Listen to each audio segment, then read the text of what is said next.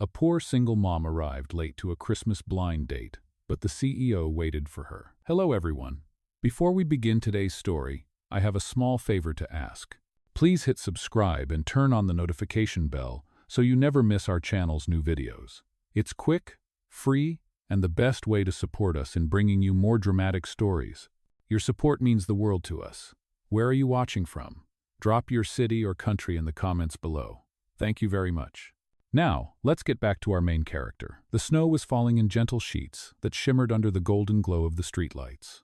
Through the tall windows of a cozy New York restaurant, couples were laughing over dinner, the sound of soft jazz mixing with the clinking of silverware. Inside, every table looked like it belonged in a Christmas movie, flickering candles, white napkins folded like little angels, glasses sparkling like ice. But at the entrance, a young woman stood frozen, clutching a thrifted purse against her chest. Her name was Mia Torres.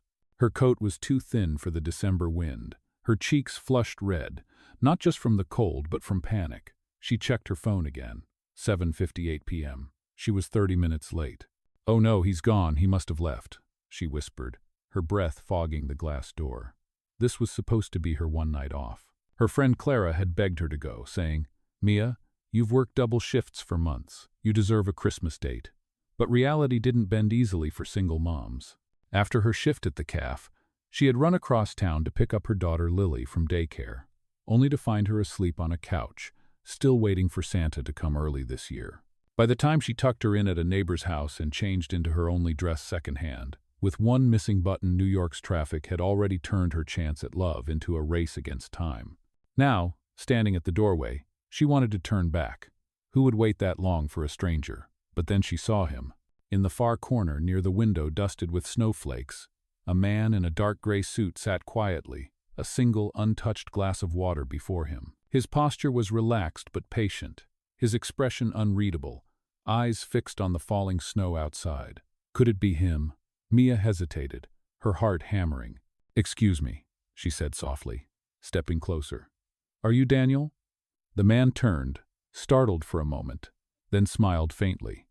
"I am," he said, though his tone held a trace of surprise. What Mia didn't know was that his real name was Ethan Cole, the CEO of Horizon Group, one of the city's most powerful tech companies. Tonight he was supposed to attend a high-profile Christmas gala, but instead he had walked out, tired of shallow conversations and fake smiles. He just wanted quiet. He never expected a flustered young woman with snow in her hair to walk straight into his evening. Mia sat down, embarrassed, trying to hide her trembling hands. "I'm so sorry I'm late. Traffic was everything was." He shook his head lightly. "It's all right. I wasn't going anywhere." His voice was calm, deep, the kind that made you feel safe without knowing why. The waiter approached, and she quickly waved him off, afraid to look at the menu. "I'm good, really," she said, though her stomach disagreed. Ethan noticed, but said nothing. Instead, he asked, "So, what do you do, Mia?" She smiled awkwardly. "I work at a coffee shop. It's not fancy, but it keeps the lights on." "That's honest work," he said, eyes softening. "And you?" "I'm in tech," he replied, simple and vague. She nodded, pretending to understand. They talked for nearly an hour. About Christmas songs, her daughter, her late husband, his love for quiet nights, and how both of them were tired of pretending life was perfect. And though the night outside grew colder, something warm began to bloom between them, a small, fragile spark in the middle of December. When she finally glanced at her phone, her heart skipped. A message from Clara blinked across the screen. "Hey, Mia. Daniel said he's sorry he had to cancel last minute." Mia froze. Slowly, she looked up at the man sitting across from her. "You're not Daniel, are you?" Ethan's lips parted, a shadow of guilt passing through his eyes. "No," he said softly, "I'm not." The air between them went still. Her face turned crimson. "Oh my God, I am so sorry. I thought—" She grabbed her coat, stumbling over her words. "I shouldn't have, thank you for waiting, Mia." "Wait," he said, standing as she fled toward the door, her boots leaving wet prints on the marble floor. But she was already gone, vanishing into the Christmas night. Ethan stood there for a long moment, the warmth she'd brought still lingering in the empty seat. He exhaled, a faint smile touching his lips. For the first time in years, the world outside his glass walls felt real again.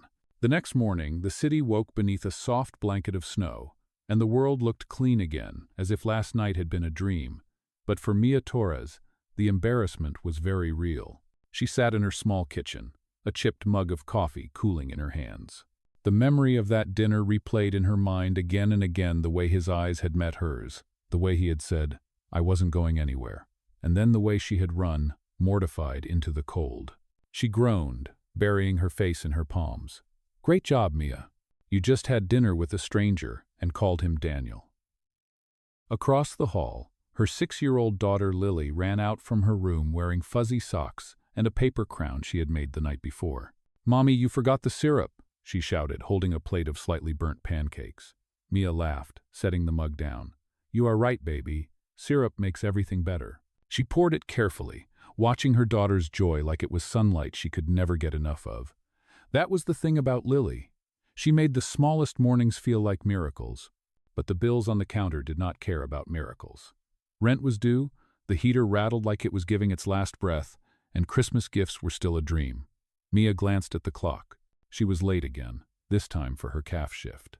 "Finish your breakfast, sweetheart," she said, pulling on her coat. "Mrs. Davis will pick you up for school, okay?" Lily nodded, mouth full of pancakes. "Love you, Mommy. Love you more," Mia whispered before stepping into the cold. The calf smelled like coffee beans and exhaustion. Mia tied her apron, brushed snow off her hair, and joined the morning rush. Around noon, as she wiped down a table, the doorbell chimed. She looked up and froze. Ethan Cole stood there, his gray coat dusted with snow, holding 2 cups of coffee. For a moment she could not move. "You?" she breathed. "You found me." He smiled gently. "You left before I could say thank you." "Thank you?" she repeated, stunned. "For what? For making a fool of myself?" "For reminding me what real people sound like," he said. "I have been in rooms full of powerful people who talk a lot, but no one actually says anything real." "You did." Mia blinked, unsure what to do with that. "I am just a barista, Mr. Cole." "Ethan," he corrected softly. "And you are not just anything." His tone was calm but carried a weight that made her heart stumble. She looked away, feeling the eyes of her coworkers burning from behind the counter.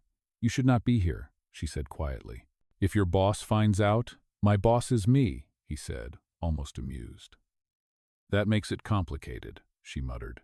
He chuckled, setting the coffee down. "One of these is a caramel latte, extra foam. You ordered that last night before you realized I was not your date." Her jaw dropped slightly. "You remembered?" "I remember people who are worth remembering." The way he said it made the air between them change, softening like fresh snow. "I am not here to bother you," he added. "I just wanted to say Merry Christmas." He reached into his coat pocket and pulled out a small paper envelope, the kind used for tips. Inside was a folded drawing, the same kind of crayon sketch Lily always made. But this one showed a woman and a little girl standing under a Christmas tree, smiling. On the back he had written in careful handwriting, "For the ones who remind the world what kindness looks like." Mia stared at it, words stuck in her throat. "How did you?" "You told me about your daughter," he said. "I thought she might like to see herself as part of a happy Christmas story." Her eyes glistened, and for a moment the noise of the calf faded. "Thank you," she whispered, "for waiting last night, for this." He nodded. "You know, maybe it was not a mistake. Maybe the wrong table was exactly where we were supposed to sit." Before she could reply, he turned toward the door, giving her one last smile. "Merry Christmas, Mia." And then he was gone, leaving behind the faint scent of coffee and winter air. She stood there for a long while, holding the drawing to her chest, not realizing that a story much bigger than a blind date had just begun. 2 days later, the city was glowing with Christmas lights, every window framed with garlands, every corner echoing carols and laughter. But for Mia, it was just another evening of wiping tables and counting tips.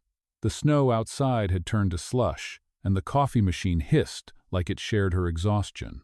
Yet somewhere in her mind, the memory of Ethan's visit still lingered. The way he looked at her, the warmth in his voice, it had stayed, like a song that refused to fade.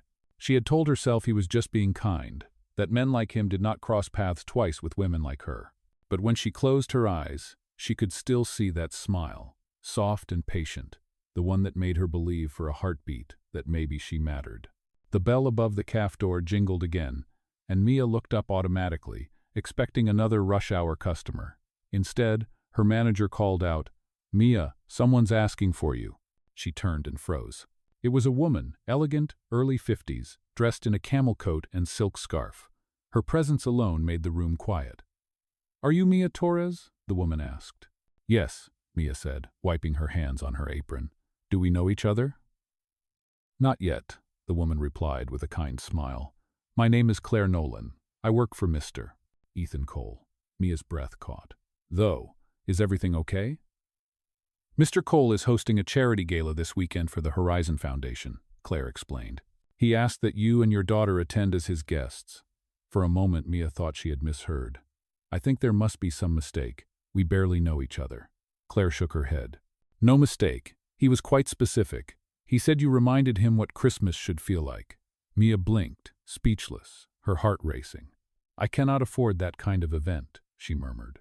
"I do not have the dress or— It is all taken care of," Claire interrupted gently. "There will be a car to pick you up. Please say yes. It would mean a lot to him." That night, after Lily was asleep, Mia sat by the small Christmas tree in their apartment, the glow of cheap string lights flickering against the walls. She turned the invitation card over and over in her hands, trying to decide. Why would a man like Ethan want her there? Maybe out of pity, maybe gratitude. But as she glanced toward Lily's sleeping face, she felt something stir in her heart. Hope, the kind she had not dared to feel in years. Saturday night came faster than she expected. The city shimmered with snow again as the black car pulled up outside her building. Lily gasped at the sight. "Mommy, it looks like a princess car." Mia smiled nervously, smoothing her thrifted dress, now transformed by a soft wool shawl Claire had delivered earlier that day. They arrived at the Grand Willow Hotel, its golden chandeliers reflecting like stars. Mia stepped out, holding Lily's hand tightly. Inside, the ballroom glowed with warmth strings of fairy lights, crystal glasses, laughter like music. People in gowns and tuxedos turned as they entered, and for a second, Mia wanted to run. Then she saw him. Ethan stood near the stage, speaking to guests, his presence calm and confident. When he looked up and saw her, his expression changed completely. He excused himself from the crowd and walked toward her, every step deliberate. "You came," he said softly, almost in disbelief. "I was not sure you would. I almost did not," she admitted, smiling shyly. "I thought it might be a mistake." "It was the best decision I made this season," he said. Lily peeked from behind her mother, wide-eyed. "Are you the man who drew me and Mommy?" Ethan knelt to her height, smiling. "I am. Did I get your smile right?" Lily giggled. "Almost." The tension melted, and for the first time, Mia relaxed. The night flowed like a dream. They talked, they laughed, and for a few precious hours, she forgot about the rent, the bills, the exhaustion. She was just a woman, being seen. And when the band began to play "Have Yourself a Merry Little Christmas," Ethan offered his hand. "Dance with me?" he asked. She hesitated, then nodded. As they swayed under the golden lights, Mia looked up at him and whispered, "Why me?" He smiled. "Because when everyone else looks for perfect, you remind me that real is better." And just like that, for the first time in years, Mia felt the weight on her heart lift. For once, Christmas did not feel cold at all. The night of the gala felt like something out of a dream, and for Mia, it was almost too beautiful to believe. She danced once with Ethan, then watched him move easily among the guests, speaking with donors, shaking hands, smiling for photographs. Every so often, his eyes would find hers across the room, and in those brief glances, she felt something deeper than words, something that made her heart ache with warmth. Lily had fallen asleep on a couch near the corner of the ballroom, her little shoes kicked off, her hand still clutching the half-eaten gingerbread cookie Ethan had given her. Mia sat beside her for a moment, pulling the shawl over the child's shoulders. "She is beautiful," a voice said behind her. Mia turned to see Claire Nolan, Ethan's assistant, holding 2 glasses of sparkling cider. She offered one to Mia. "He talks about her all the time, you know. About both of you." Mia blinked in surprise. "He does?" Claire nodded, sitting down beside her. "Ethan has spent the last few years building an empire but losing himself in the process. You may not realize it, but the night you walked into that restaurant, you changed something in him. You made him human again." Mia laughed softly, unsure how to take that. "I think you are giving me too much credit. I just sat at the wrong table." "Maybe," Claire said with a smile, "but some mistakes are meant to happen." Before Mia could respond, a voice echoed through the hall. "Ladies and gentlemen, Please welcome our host, Mr. Ethan Cole. The crowd applauded as Ethan stepped onto the small stage, the soft light catching the silver in his tie. He began to speak about the Horizon Foundation, about how they were expanding their outreach for single-parent families and working mothers. As he spoke, his gaze kept drifting to where Mia sat. "This year," he said, his voice steady, "I was reminded that kindness is not about wealth or status, but about the courage to give when you have almost nothing left. Tonight's gala is dedicated to that spirit and to the people who live it every day." The audience clapped, but Mia could not breathe. She knew he was talking about her. Tears filled her eyes before she could stop them. After the applause faded, Ethan stepped down from the stage and made his way to her. "You did not have to say that," she whispered when he approached. "I meant every word," he replied gently. "You inspired this foundation's new program, Mia. I wanted people to see what real strength looks like." She looked at him, her chest tight with emotion. "You do not even know me." "I would like to," he said, "if you let me." For a long moment, they simply stood there, the sound of soft jazz wrapping around them like a quiet promise. But as the night wound down and the guests began to leave, reality returned. Outside the glass doors, flashing cameras waited. Reporters called Ethan's name. "Mr. Cole, who is the woman with you? Is she your new partner?" Mia's heart raced. "Ethan, I cannot," she began, but he squeezed her hand. "You do not have to say anything." He guided her and Lily toward the car, shielding them from the photographers. When they finally sat inside the quiet limousine, she exhaled shakily. "I am not made for your world," she said softly. "You are the reason I want to change mine," he replied. She turned toward the window, watching the snow fall over the glowing city. "Ethan, this is too much. I am just a woman trying to keep her daughter fed." He reached for her hand, his touch warm and steady. "And I am a man who forgot what real happiness looked like until you showed up late to a blind date." She laughed through her tears, shaking her head. "You are impossible." "Maybe," he said, smiling, "but you make impossible things feel worth chasing." The car slowed to a stop outside her apartment building. He stepped out first, opening the door for her, then helped her carry Lily inside.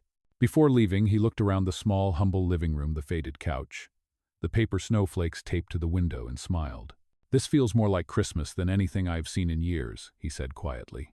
"Thank you for letting me be part of it." And as he walked back into the falling snow, Mia watched from the doorway, clutching Lily close, her heart both full and afraid. She did not know what tomorrow would bring, but for the first time, she dared to hope that maybe, just maybe, it would be something good. The days that followed the gala passed in a quiet blur. Mia returned to her usual shifts at the café, but something inside her had changed. The world did not feel as gray as before. Sometimes she would catch herself smiling for no reason, then quickly shake her head, pretending not to think about him. Ethan Cole, the man who waited for her. The man who made her believe, if only for one night, that she was more than just surviving. One morning, a week after Christmas, she arrived at work to find her manager holding an envelope. "This came for you," he said, handing it over. The paper was thick, cream-colored, and embossed with the Horizon Foundation logo. Her hands trembled as she opened it. Inside was a short letter written in neat handwriting. "Dear Mia, our new community café initiative begins next month, and we would be honored if you joined as our lead barista and program mentor. It is paid full-time with benefits.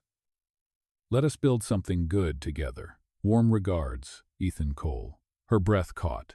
It was too generous, too impossible. She read it again and again, afraid it would disappear if she blinked. Later that night, after Lily was asleep, Mia sat at the small kitchen table staring at the letter under the glow of a single lamp. "Why me?" she whispered.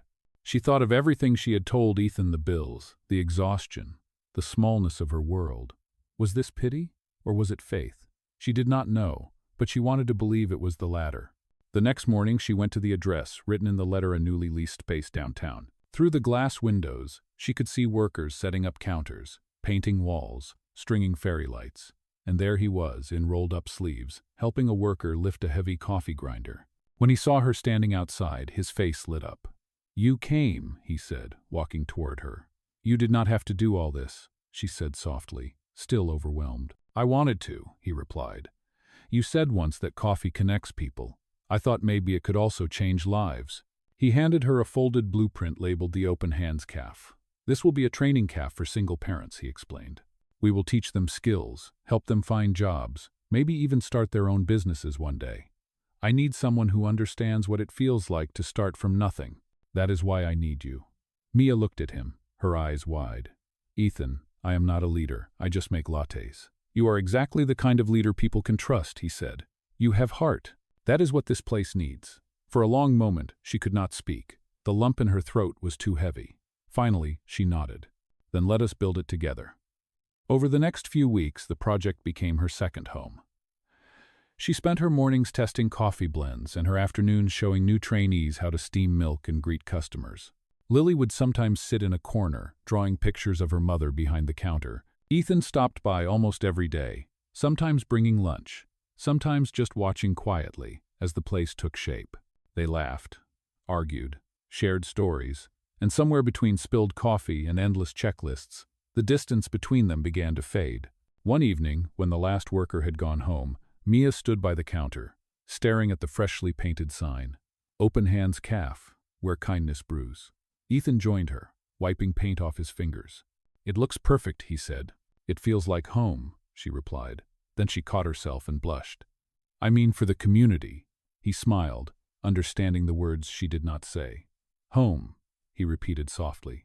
That is what I was hoping for. They stood there for a long moment, the hum of the city outside mixing with the faint sound of Christmas music still playing from the radio.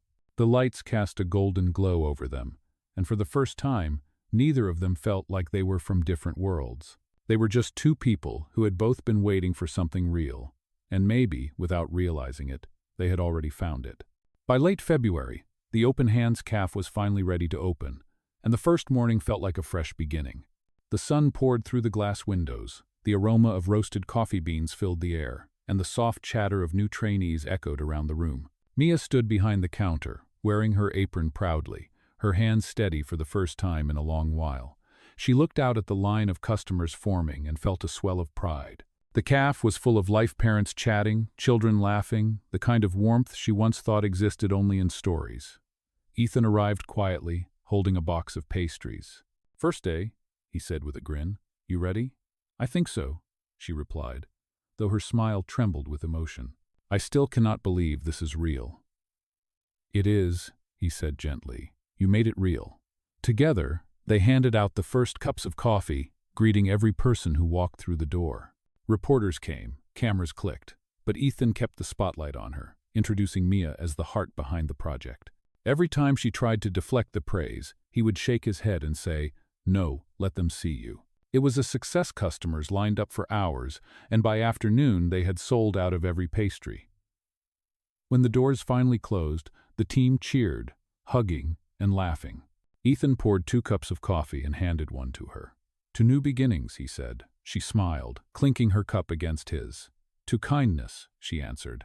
For a while they sat in comfortable silence, watching the snow fall outside. But as the laughter faded and the last trainee left, Ethan's phone buzzed. He frowned, stepping away to answer it. His voice dropped low, serious. Tell the board I will handle it, he said. We are not canceling the project. Mia pretended not to listen, but worry crept into her chest. When he hung up, his expression was tense. Everything okay? She asked softly. He hesitated before replying. The board is unhappy. They think the caf is just a vanity project, not profitable enough to continue funding.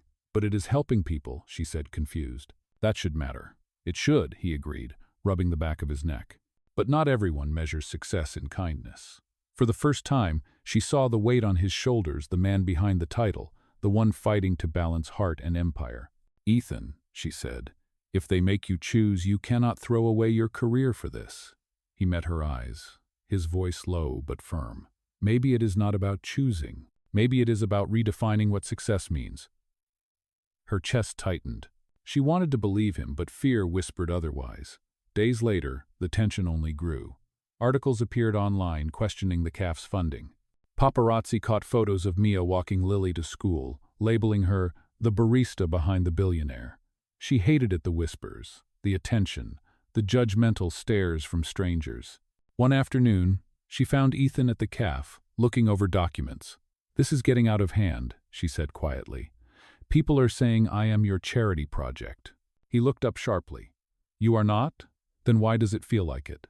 she whispered, tears glistening in her eyes. "Maybe we should end this before it gets worse." "Mia, please," he said, stepping closer. "Do not let them define what this is." She shook her head. "You do not understand. I have Lily to protect. I cannot give her a life built on headlines." Ethan's expression softened with pain. "I just wanted to help." "You did," she said. "You gave me more than you know. But maybe now I need to stand on my own." She turned away before he could answer, her footsteps echoing through the quiet café. Outside, the snow had started again, soft and relentless. As she walked home, clutching her coat tight, she wondered if some stories were only meant to last a season. But deep down, even as her heart broke, she knew this was not the end. It was only the storm before something stronger. Weeks passed, and the distance between Mia and Ethan grew heavier than the winter air. The open hands café still stood, filled with the same laughter and scent of roasted beans, but for Mia, it no longer felt the same. Every morning she arrived early, managing the staff, training new parents, smiling for the community, but when the lights dimmed at closing time, her chest ached with a quiet emptiness. Ethan had stopped coming by. She had not seen him since that day. Sometimes she caught glimpses of him in the news photos of corporate meetings, headlines about business expansions, but his eyes in those photos looked tired. Still, she told herself it was better this way. He belonged to a world of power and influence, and she belonged to this small corner of reality where love was a luxury she could not afford. One night, after locking up the café, she found Lily waiting by the counter, coloring on a napkin. "Mommy, are you sad?" the little girl asked. Mia forced a smile. "No, baby, just tired." Lily looked unconvinced. "Mr. Ethan used to make you smile." The words hit harder than she expected. She knelt down, brushing a strand of hair from her daughter's face. "Sometimes people have to go away for a while, sweetie. But that does not mean they stop caring." Lily nodded slowly, returning to her drawing. "Then we should pray he is okay." That night, Mia lay awake, staring at the ceiling, her mind replaying every moment with him the first time they met, his smile at the gala, the way he believed in her when no one else did. She whispered to herself, "Why does missing someone feel like losing air?" The next morning, as snow began to melt into slush, a black car pulled up outside the café. Mia was restocking shelves when Claire Nolan stepped inside. "Mia," she greeted, her voice gentle but urgent. "You need to come with me." "Is something wrong?" Mia asked, alarmed. "It is Ethan," Claire said quietly. "He collapsed during a board meeting. He is in the hospital." For a second, everything went silent. The world tilted. "What happened?" Mia breathed. "Stress, exhaustion, they are still running tests," Claire replied. "He kept working even after the board froze the café's funding. He refused to let them shut it down." Mia's eyes filled with tears. "He did that for me?" "He did that because he believed in you," Claire said. "He asked for you before he lost consciousness." Within the hour, Mia was at the hospital, her heart pounding as she walked through the sterile white halls. When she reached the private suite, she saw him lying there pale, still, hooked up to monitors. The sight made her chest tighten painfully. She approached the bed slowly, her trembling hand reaching for his. "Ethan," she whispered, her voice breaking. "You stubborn, impossible man. Why would you push yourself like this?" His eyes fluttered open faintly at the sound of her voice. "Mia?" he murmured weakly. She smiled through her tears. "Yes, it is me." He tried to sit up, but she pressed his hand gently. "Do not move. You need to rest." He gave a faint smile. "I told them I would not let the café die. It means too much to too many people." "You mean to me," she said softly. "But you have to take care of yourself, too." "I missed you," he admitted, his voice barely above a whisper. "Every day." The tears finally spilled down her cheeks. "Then why did you stop coming?" "Because I thought I was protecting you. I did not want you dragged into my mess." She shook her head. "You do not get to decide that alone." He looked at her, eyes full of remorse. "I am sorry, Mia. You do not have to be," she said, gripping his hand tighter. "Just get better. That is all I want." For a long time they sat in silence, the steady beep of the heart monitor filling the room. When the nurse came to adjust his IV, Mia whispered, "I will be right here." As the evening light softened across the window, Ethan closed his eyes, finally at peace. And for the first time in weeks, Mia did not feel alone. She had found her way back to him, not through wealth or fame, but through the simple act of showing up, just as he had once waited for her. For the next several days, Mia barely left Ethan's side. She brought him coffee from the hospital cafeteria, fluffed his pillows, read out loud from the stack of business papers Claire had brought, and sometimes just sat quietly, listening to the steady rhythm of the machines. Each morning, Ethan seemed a little stronger, his voice clearer, his smile easier. The first time he stood on his own again, he looked at her and said softly, "You should have been the one running my company. You never give up." She laughed, shaking her head. "I think one CEO in this family is enough." The word family slipped out without her noticing, and when she realized, her cheeks flushed. But Ethan only smiled, eyes warm. "I like how that sounds," he said. The days grew into a routine that felt almost like home. Mia would drop Lily at school, then come straight to the hospital, bringing drawings and muffins the little girl made for him. Lily loved visiting, calling Ethan Mr. Coffee, which made him laugh every time. Nurses would stop and smile when they passed by his room, whispering how rare it was to see a patient heal so quickly. But the truth was, it was not just medicine healing him, it was Mia's quiet care, the same gentle strength that had changed him months ago. One afternoon, as the winter sunlight streamed across the room, Ethan said, "I have something to show you." He reached into his bedside drawer and pulled out a folder. Inside were blueprints stamped with the Horizon Foundation's logo. "You remember the Open Hands Caf?" he asked. "How could I forget?" she replied softly. "The board shut it down. They tried," he said, his voice gaining strength. "But I made a few calls. I bought the property personally. It is ours now. No investors, no committees. Just us, and the people who need it most." Mia stared at him, stunned. "Ethan, you cannot do that. You need to rest. You cannot fight every battle alone." "I am not alone," he said simply, taking her hand. "Not anymore." Her throat tightened, tears welling in her eyes. "You did not have to do this for me. I did it because you taught me that worth is not measured in profit margins," he said. "This cough will stand as proof that kindness can build more than any contract." The silence that followed was heavy with meaning, the kind that wrapped around the heart and refused to let go. But before she could speak, the door opened and Claire entered, smiling. "I see the patient has decided to ignore all doctor's orders again." Ethan chuckled. "Only the boring ones." Claire handed Mia an envelope. "This is for you," she said. Inside was a formal invitation with the Horizon Foundation's crest embossed in gold. "The board insisted on a public reopening for the caf," Claire explained. "Ethan wanted you to have the honor of cutting the ribbon." Mia's eyes widened. "Me? Why?" "Because," Ethan said, "you are the reason it exists." On the day of the reopening, the air buzzed with excitement. The sidewalks were lined with people, families, volunteers, and trainees from the original caf. Snowflakes floated gently as music played from a small speaker. Mia stood by the red ribbon, her heart pounding, Lily clinging to her side. When the crowd quieted, Ethan stepped up to the microphone. He was still pale, still recovering, but his voice carried strong and sure. "This caf began with one act of kindness," he said. "A woman who gave her time, her hope, and her belief that small things still matter. Today that kindness comes full circle." He turned to her, offering the scissors. "Mia, will you do the honors?" Her hands trembled as she took them. She looked at the crowd, at Lily, then at Ethan, and with one smooth motion, she cut the ribbon. Cheers erupted, and the first guests poured in. Cameras flashed, but all she saw was Ethan's smile across the snow. He mouthed the words, "Thank you," and in that instant, she knew something she had been afraid to admit since the very beginning. He was not just the man who had waited for her.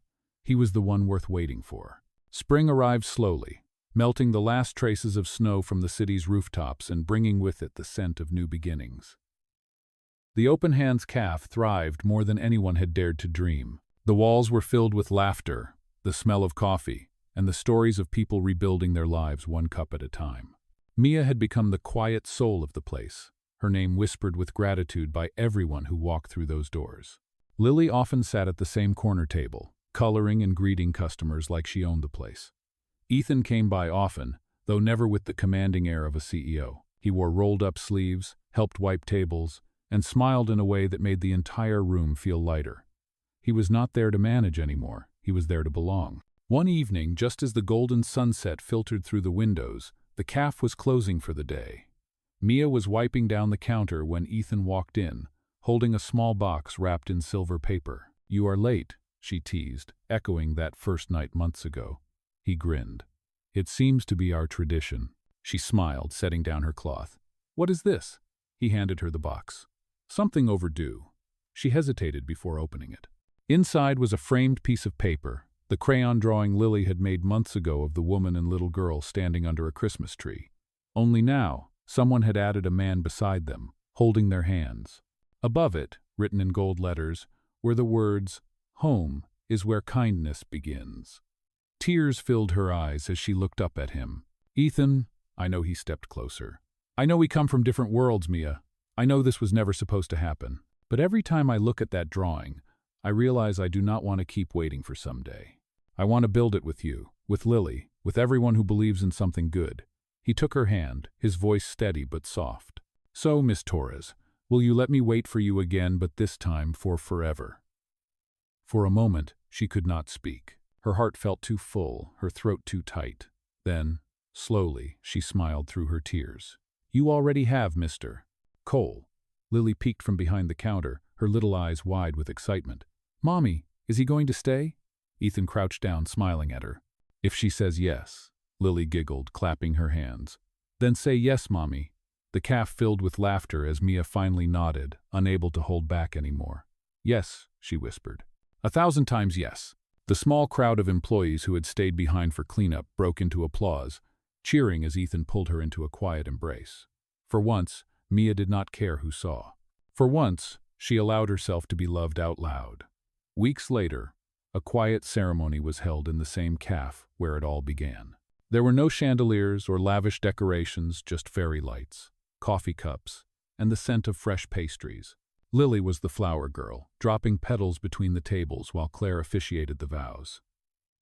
When Ethan and Mia exchanged rings, the room seemed to exhale a sigh of joy. He whispered, "From the wrong table to the right life," and she laughed, tears spilling freely. The applause that followed was soft but full, like the closing of a story that everyone already knew would last. Outside, spring rain began to fall, gentle and steady, tapping against the windows like a quiet rhythm of gratitude. Ethan wrapped his arm around her as they stood at the doorway, watching the city lights reflect in the puddles. "Do you remember the night you thought you were late for a blind date?" he asked. "How could I forget?" she said, smiling. "You waited." He nodded. "I still am. Only now, I am waiting for every tomorrow we get to share." Mia rested her head on his shoulder, watching Lily chase raindrops on the sidewalk. "Then let us not keep tomorrow waiting." And as the camera of life pulled back, the light inside the caf glowed brighter against the night, a single phrase painted above the door catching the light. "The best mistakes lead us home."